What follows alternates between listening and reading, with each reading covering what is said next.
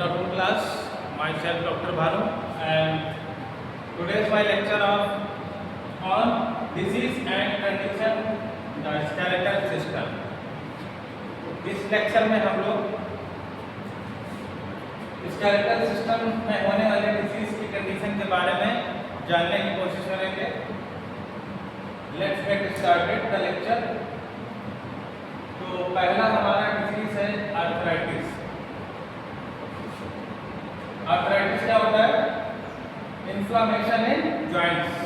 जितने भी हमारे जॉइंट्स हैं इसमें इन्फ्लामेशन की कंडीशन को कहते हैं arthritis. Rheumatoid arthritis usually affect joints symmetrically on both sides equally. May initially begin in the couple of joints only and most frequently attacks the wrist, hand, elbow, shoulder, knee and ankle. जैसा कि आप जानते हैं कि arthritis हमारे joint में inflammation की progressive disease कहलाती है. उम्र के साथ धीरे धीरे बढ़ने वाली डिजीज है रूमेटॉइड आर्थराइटिस. इसका आर्थराइटिस का एक टाइप होता है. आर्थराइटिस कई तरह की होती हैं. Juvenile arthritis, rheumatoid arthritis. Rheumatoid arthritis एक टाइप होता है जिसमें हमारा ऑटो इम्यून डिसऑर्डर होने की वजह से ये रूमेटॉइड आरएम से बोलते हैं, रूमेटॉइड आर्थराइटिस होती है. और एक होती है ऑस्टियो आर्थराइटिस जिसमें हमारे मेनली हमारे मेजर जॉइंट्स, बड़े जॉइंट्स जितने होते हैं नी के और हिप के, वो अफेक्टेड होते हैं. इसमें हमारे क्या होता है, जो हाईलाइन कार्टिलेज होता है हमारा जॉइंट्स का एंड पे, वो कार्टिलेज डीजनरेट हो जाता है और साइनोवियल फ्लूइड की मात्रा भी कम हो जाती है.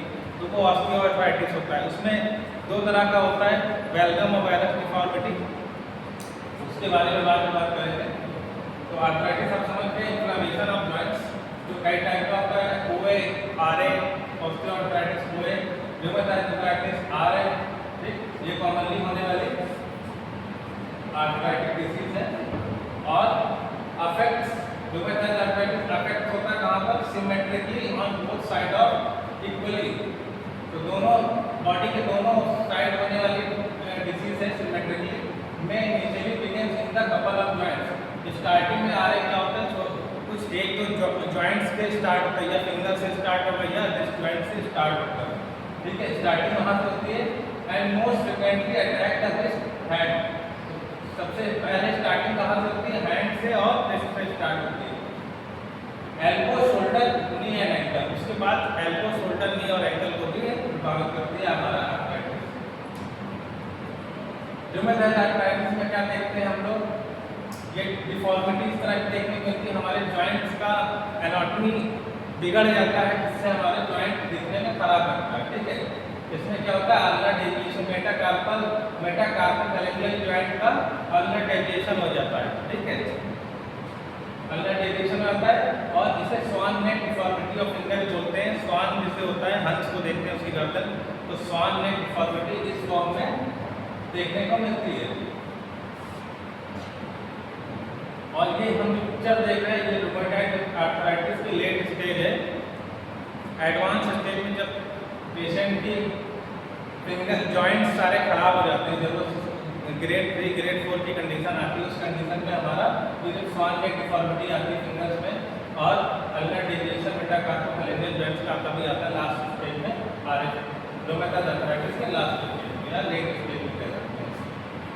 रेडियोग्राफ में हम लोग देखेंगे तो रेडियोग्राफ में आपको जॉइंट्स की एनाटॉमी आपको बिगड़ी हुई दिखेगी. ठीक, और जॉइंट काफी खराब हो चुके दिखेंगे इसमें आपको. ठीक है, ये आप जॉइंट्स में डिजेनरेशन देख सकते हैं. जो ब्लैक कलर का स्पॉट जितना दिख रहा है वो हमारा बोन का डिजेनरेशन है, कार्टिलेज का. हाईलाइन कार्टिलेज एंड में लगा होता है जो हमारी जॉइंट्स को फ्रिक्शन से हेल्प करता है, उसका डिजेनरेशन हो चुका है इसमें. ठीक है, ये हमारा आरए रूमेटॉइड आर्थराइटिस की कंडीशन थी. अब आगे हम लोग बर्साइटिस के बारे में जान लेते हैं. बर्साइटिस भी हमारा जॉइंट से रिलेटेड एक डिफॉर्मिटी है, डिजीज है. जिसमें क्या होता है, हमारे जॉइंट्स में फ्रिक्शन को कम करने के लिए कार्टिलेज प्रेजेंट होते हैं और टेंडेंस होते हैं और बर्सा होते हैं. बोन लिगामेंट और टेंडन के बीच में बर्सा प्रेजेंट होते हैं। बर्सा एक लिक्विड फिल्ड सैक होता है।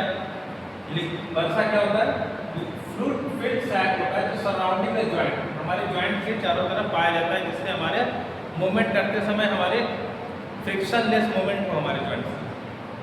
उसमें क्या होगा, जब बर्सा में इन्फ्लामेशन हो जाता है तो उसे कंडीशन को बर्साइटिस बोलते हैं। और बर्सा का काम होता है हमारा फ्रिक्शन से जॉइंट को प्रिवेंट करना, और इसमें इन्फ्लामेशन को बर्साइटिस बोलते हैं। Bursa can become inflamed from injury, infection, rare in the shoulder. ठीक है, तो इन्फेक्शन रेयर कंडीशन में होता है ज़्यादातर शोल्डर में, और इन्फ्लामेशन इंजरी होने की वजह से ट्रॉमा हो गया।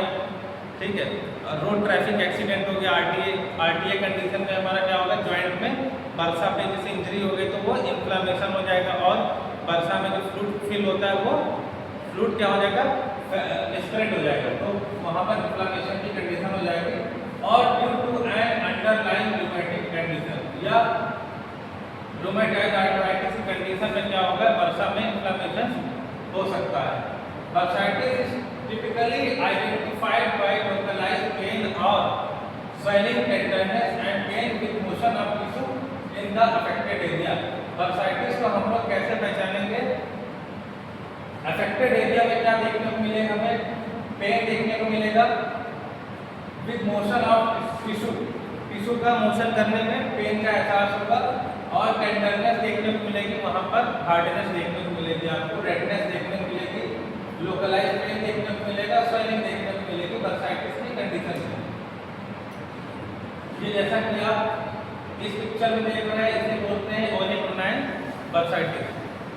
जो हमारी एल्बो के नीचे जो ओलेग्राइन प्रोसेस होता है वहाँ पर बर्सा होती है, वहाँ पर इन्फ्लेमेशन को ओलेग्राइन बर्साइटिस।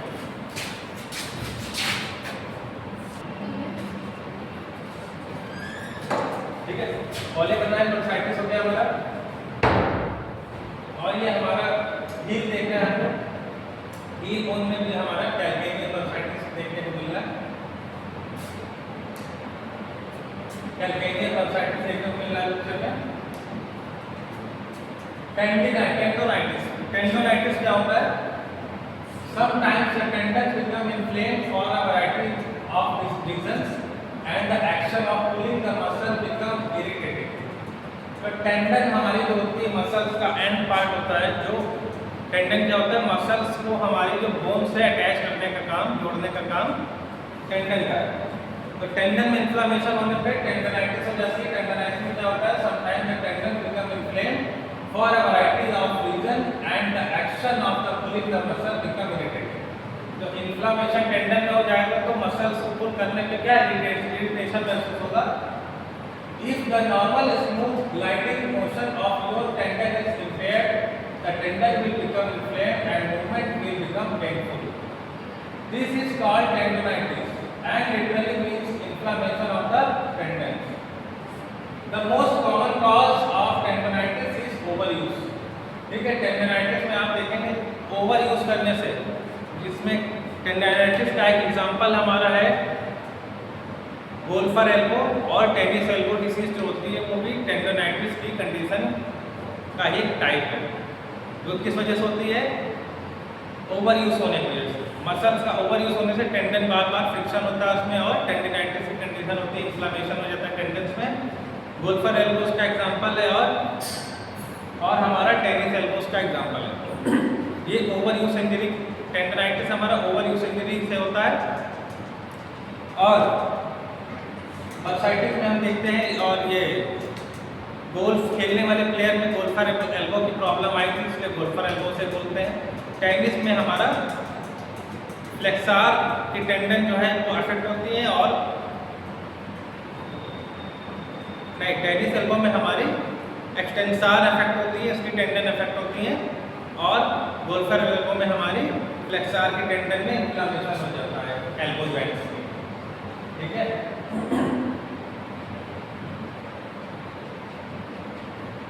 ये शोल्डर का इंक्रीजमेंट आप देख रहे हैं।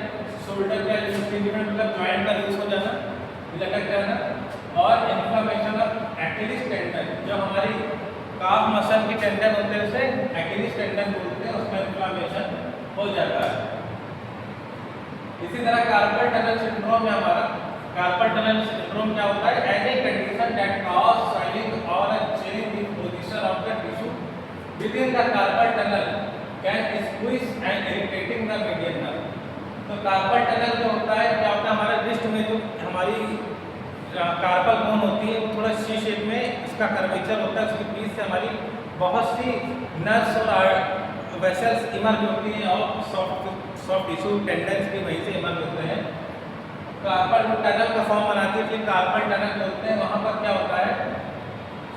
स्क्वीज, बहुत से हमारे जो स्ट्रक्चर टिश्यू है वो क्या करते हैं? स्क्वीज और इरिटेट करते हैं, जिसको मीडियन नर्व को इरिटेट करते हैं। हमारे कार्पल टनल से हमारी ये कार्पल टनल हमारे यहाँ से कार्पल टनल यहाँ पर होता है, इसमें मीडियन नर्व होता है। मीडियन नर्व का कंप्रेशन हो जाता है, जिसकी वजह से इन्फ्लेमेशन हो जाता है, जिसे कार्पल टनल सिंड्रोम बोलते हैं। Irritation of the median nerve in this manner cause tingling and numbness. हाथ में झंझनाहट, टिंगलिंग सेंसेशन होता है और मस्कुलर वीकनेस, हाथ में ग्रिपिंग की प्रॉब्लम आती है, वीकनेस आ जाती है। और numbness of the thumb, index and the middle finger. Thumb में, इंडेक्स में और मिडिल फिंगर में हमारा टिंगलिंग सेंसेशन महसूस होता है मीडियन नर्व कंप्रेशन की वजह से। A condition known as carpal tunnel syndrome. ठीक है, कार्पल टनल सिंड्रोम की क्या की गई है? सर्जरी, ठीक है, मीडियन नर्व को प्रिवेंट करने के लिए। ठीक है, ये आप जैसा देख रहे हैं यहाँ पर टनल होता है, इसमें बीच में आपको येलो कलर से मीडियन नर्व दिख रही है। मीडियन नर्व में कंप्रेशन होने की वजह से ये ट्रांसफर लिगामेंट के जस्ट नीचे होता है मीडियन नर्व, फ्लेक्सर टेंडेंस के साथ में ये हमारी मीडियन नर्व चलती है। मीडियन नर्व का कंप्रेशन हो जाता है, कार्पल टनल सिंड्रोम बोलते हैं। ऑस्टियोपोरोसिस क्या होता है? Osteoporosis rectal that means porous bone. Porous bones का पोरस हो जाना, खोखली हो जाना, ऑस्टियोपोरोसिस कहलाता है। Skeletal disease affecting women and man, महिलाओं और पुरुषों में दोनों में होने वाली बीमारी है ये ऑस्टियोपोरोसिस। मोस्टली एज डिसऑर्डर है, एल्डरली एज में होता है, ओल्ड एज में प्रॉब्लम ज़्यादातर होती है। ऑस्टियोपोरोसिस में condition in which bones have lost minerals specially calcium making them weaker. तो कैल्शियम की डेफिशिएंसी हो जाती है हमारी बोन में, तो बोन हमारी पोरस हो जाती है, मेकिंग देम वीकर। उससे हमारी हड्डियां कमजोर हो जाती है। मोर ब्रिटल, आसानी से टूट जाती है bone, and susceptible to fracture, fracture होने के चांस रहते हैं ज़्यादातर। ठीक है, any bone in the body can be affected by osteoporosis, but the most common place where fractures occur are the back, hips and wrist. Back की muscle, spine जिसे कहते हैं, हिप्स और रिस्ट बोन में मेनली अफेक्टेड होता है। ये normal bone है और मैट्रिक्स है, और ये पोरस आप लोग पोर देकर, क्योंकि कैल्शियम लूज होने की वजह से, कैल्शियम लॉस होने की वजह से ऑस्टियोपोरोसिस की कंडीशन ये आ रही है। ठीक है, ठीक है, आज का लेक्चर हमारा यहीं पे एंड होता है। Thank you.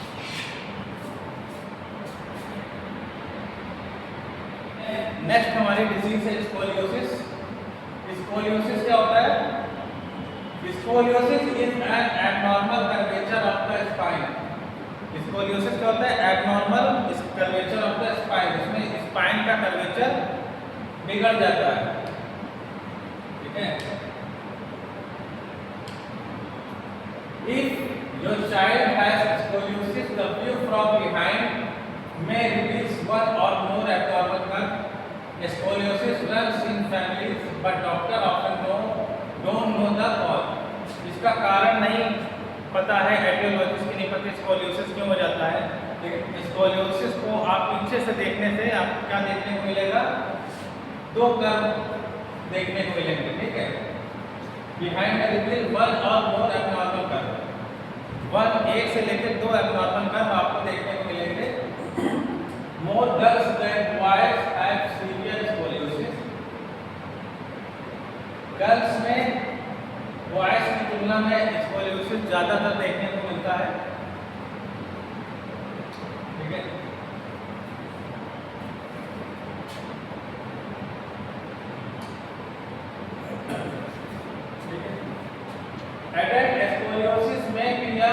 worsening of the condition that began in childhood.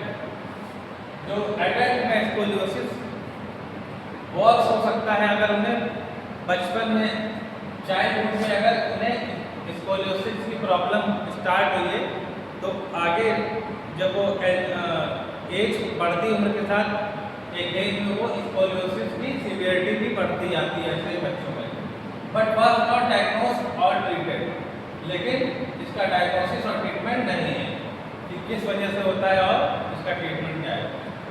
In other case scoliosis में result from a degenerative joint condition in the spine.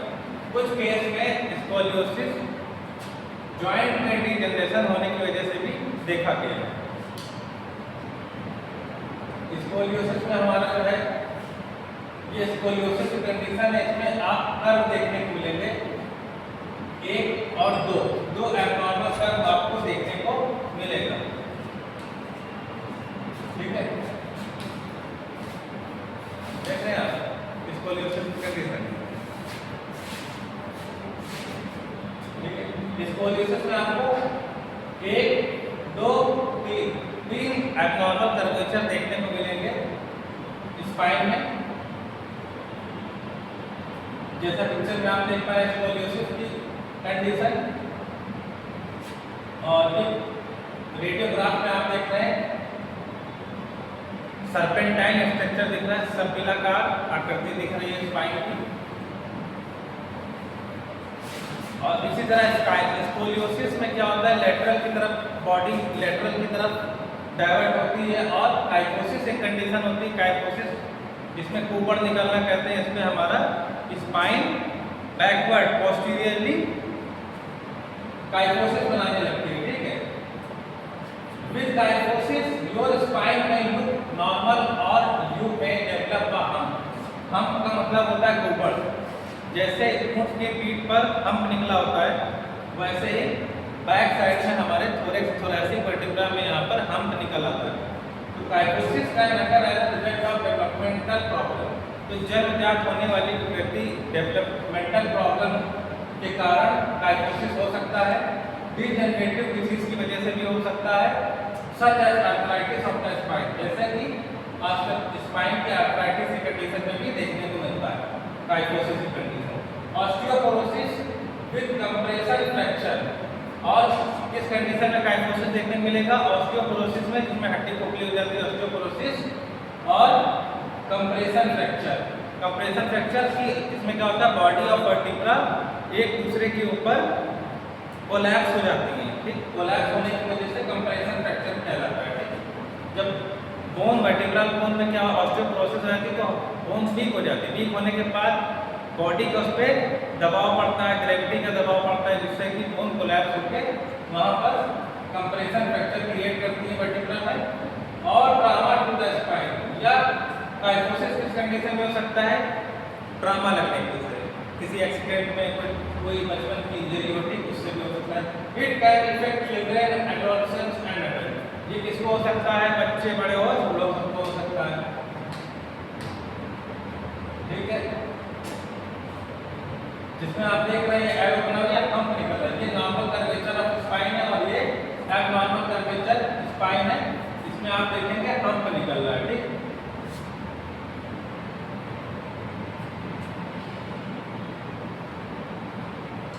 इसी तरह लॉर्डोसिस एक डिजीज होती है, लॉर्डोसिस के बारे में जानते हैं। A normal spine when view from behind appear straight, जब नॉर्मल स्पाइन को हम पीछे से देखेंगे, बिहाइंड से देखेंगे, पीछे देखेंगे तो स्ट्रेट दिखेगी। However a spine affected by lordosis show evidence of curvature of the back, ठीक है। लेकिन जब हम इसमें लॉर्डोसिस में क्या होता है, हमारा जो सर्वाइकल और लंबर कर्वेचर का जो नॉर्मल डिग्री होती है वो रिमूव हो जाती है, मतलब कर्वेचर लॉस ऑफ कर्वेचर हो जाता है, लंबर और बम्बू लाइक स्पाइन हो जाती है लॉर्डोसिस, ठीक। लॉर्ड मतलब होता है राजा जैसे, तो लॉर्डोसिस मतलब राजा कैसे चलता है, सीधा तान के चलता है, सीधा चलता है, स्ट्रेट चलता है। तो लॉर्डोसिस का पेशेंट कैसे चलेगा, एकदम स्ट्रेट चलेगा। देख रहे हैं आप ये पोजीशन, लॉर्डोसिस का पेशेंट ऐसे चलेगा, ठीक। काइफोसिस का पेशेंट ऐसे चलेगा, यहाँ निकला होगा लॉर्डोसिस का पेशेंट सीधा चलेगा, ठीक, क्योंकि उसका लॉस ऑफ लंबर और सर्वाइकल कर्वेचर खत्म हो चुका होगा। स्कोलियोसिस का पेशेंट टेढ़ा दिखेगा, एक शोल्डर टेढ़ा रहेगा, ठीक है। Giving the child a sway back appearance, ठीक है। आगे बढ़ते हैं, देख रहे हैं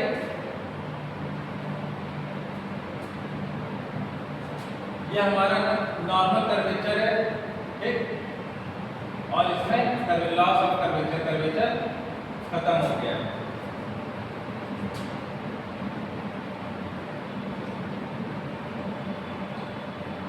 ठीक है, ये लॉर्डोसिस में प्रॉब्लम है, ठीक है। ट्यूबरकुलोसिस ऑफ द स्पाइन, जिसे पॉट डिजीज भी कहते हैं, पॉट स्पाइन बोलते हैं, पॉट डिजीज बोलते हैं। Tuberculosis of the spine as form of extra pulmonary tuberculosis, ये क्या होता है, एक तरह का ट्यूबरकुलोसिस टीबी होता है जो बोन का स्पाइन कटिंग से बोलते हैं, that impacts the spine. Pot disease has an effect that is sometime described as being a sort of arthritis for the vertebra का arthritis का फॉर्म करता है, रूप में परिवर्तित हो जाता है। That make up the spinal column, more properly known as tuberculosis spondylitis. Port disease is named after Dr. Percival Port, an 18th century surgeon who was considered an authority issue related to the back and spine.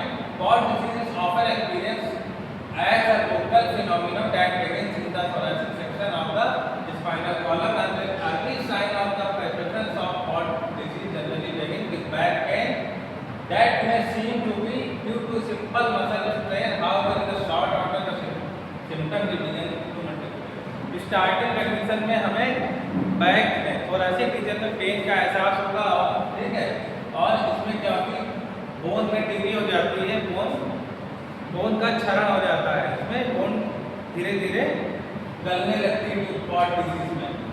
इसमें pot disease की वजह से vertebra block collapse हो जाती है, जिससे compression fracture होने के चांस बढ़ जाते हैं पॉट डिजीज में,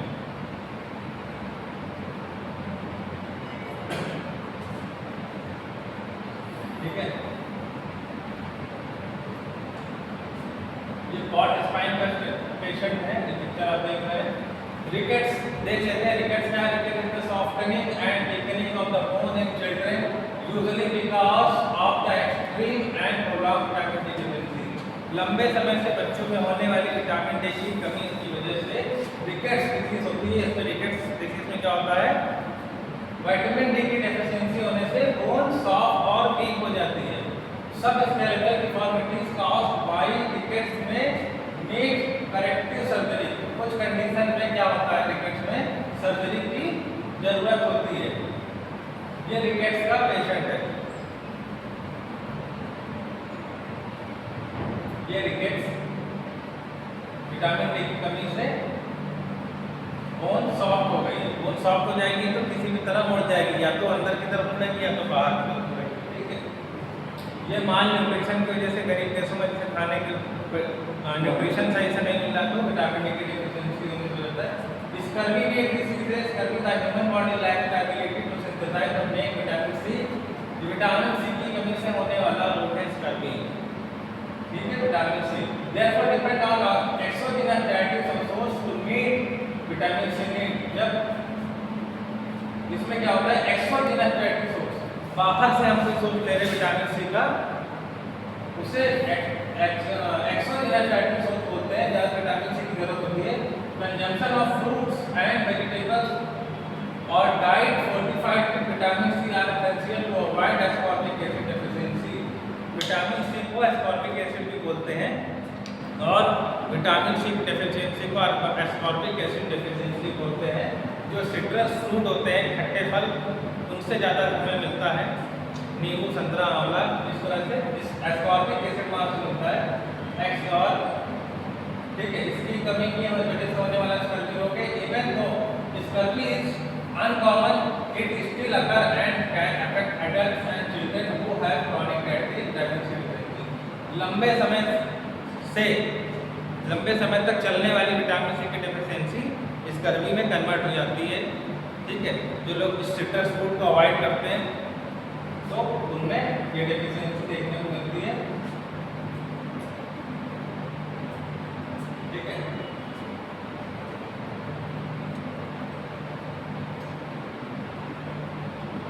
गम्स और मसूलों में इसमें इन्फ्लामेशन देखने को मिलता है। गाउट की कंडीशन बहुत कॉमन होती है, आर्थराइटिस की तरह ही गाउट होता है। गाउट में क्या होता है, हमारी यूरिक एसिड का डिपोजिशन होने लगता है जॉइंट्स में within the joint. Gout is a disease that result from an overload of uric acid in the body. जब बॉडी में अमाइनो एसिड जल्दी हाई अमाइनो एसिड जब हम लोग ज़्यादा ले लेते हैं, ठीक है, जब ज़्यादा प्रोटीन वाली चीज़ें, हाई प्रोटीन डाइट हम लोग लेने लगते हैं तो उसमें यूरिक एसिड का फॉर्मेशन बढ़ जाता है, बॉडी में वो एक्यूमुलेट होने लगती है जॉइंट्स में। This overload of uric acid lead to the formation of tiny crystal of urate. Urate के क्रिस्टल बन जाते हैं, रवा की दाने की तरह क्रिस्टल बन जाते हैं, वो जॉइंट्स में डिपॉजिट होने लगते हैं। Especially the joints, when crystal form in the joints, it cause recurring attacks of joint inflammation, arthritis में कन्वर्ट हो जाते हैं। लंबे समय तक गाउट अगर हाइड्रेटेड रहेगा तो वो आर्थराइटिस में कन्वर्ट हो जाएगा। Can also lead to deposit of hard lumps of the uric acid in the and around the joint and may cause joint destruction, decrease kidney function and kidney stone। इसके बाद जो kidney का function को भी कम कर देगा और kidney के स्टोन बनने के भी, यूरिक एसिड स्टोन बनने के भी चांस हो जाते हैं। ठीक है, आज का लेक्चर हमारा यहीं पे